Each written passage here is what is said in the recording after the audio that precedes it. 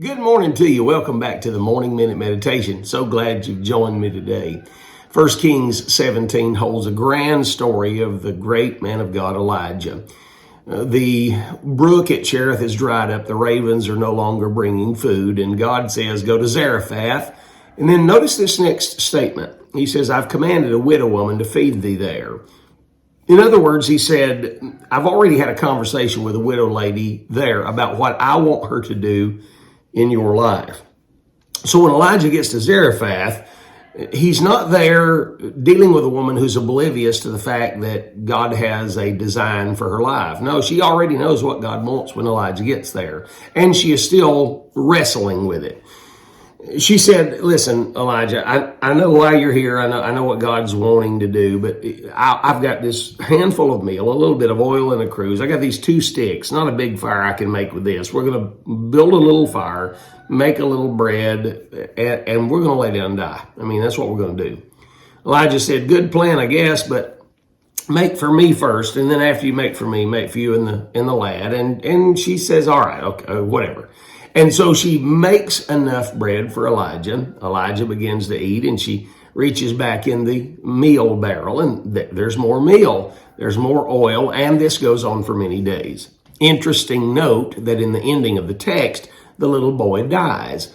When the boy dies, it is Elijah who resurrects that boy to life again. I wonder what the outcome would have been had she refused the will of God for her life. It is plausible to believe that the boy would never have been resurrected from the dead.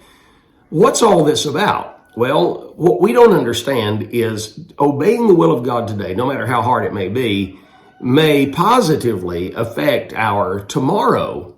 It's important that we obey the mind of God and obey the will of God. It was a story I read the other day about Abraham Lincoln.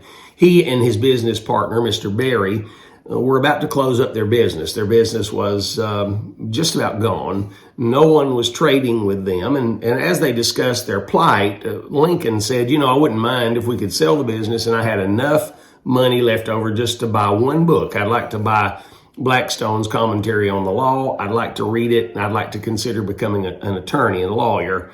But it doesn't look like we're going to get anything. We're just going to go bankrupt, looks like. About that time, a ratted old wagon pulled up, rattle trap of a wagon, and all of a sudden a man who looked terrible, a fright. He looked at Mr. Berry and Mr. Lincoln and said, listen, I'm headed west with my family. I'm out of money, I'm out of food, and I just need enough money to feed my family. When Lincoln looked at the family, his heart went out to them, the wife and the children emaciated from hunger, and the man just dead in his eyes because he's trying hard but not getting anywhere.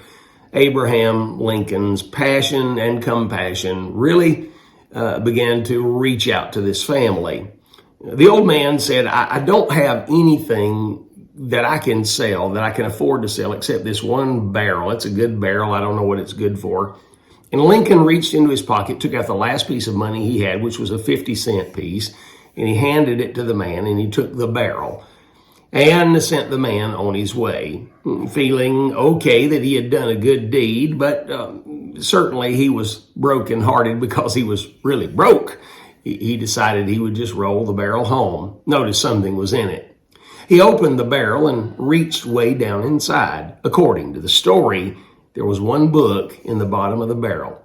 He pulled out the book, and it was William Blackstone's Commentaries on the Law. Lincoln was reported to have said this later. He said, I stood there holding the book and looking upward toward the heavens. There came a deep impression on me that God had something for me to do, and he was showing me now that I had to get ready for it. Why, this miracle is a real miracle from God. Why, this miracle is a real miracle from God. What is the point? The point is, you do not know how obeying the will of God today, no matter how tough it may be, can affect your tomorrow.